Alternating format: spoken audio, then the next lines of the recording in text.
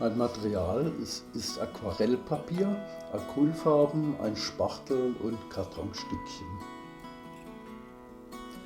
Als Horizont habe ich ein Blatt Papier aufgelegt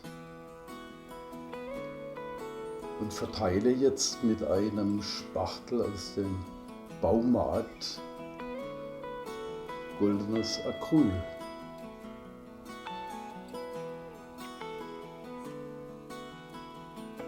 Und gleich kommt die Überraschung.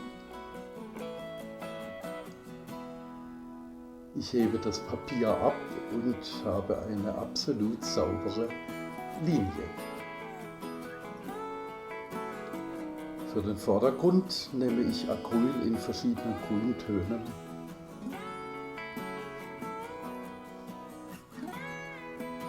Mein Spachtel ist ziemlich breit und ich benutze ihn, um den Vordergrund ohne weitere Hilfsmittel zu spachteln.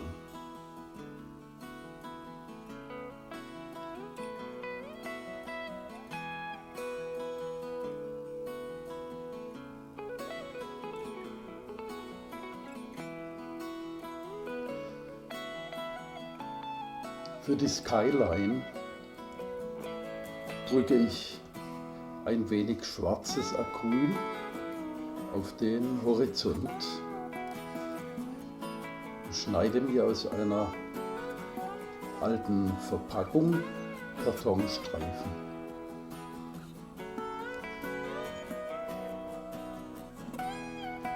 Mit den Streifen als Spachtel baue ich quasi die Hochhäuser.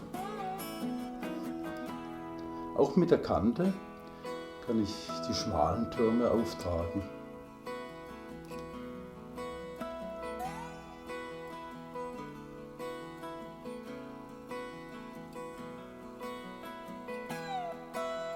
Du kannst eine tolle Architektur machen, ganz nach deinem Belieben.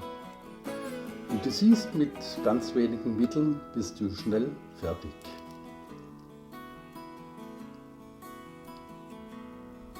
Viele weitere Beispiele meiner Malerei findest du in meinem Buch in deutscher Sprache.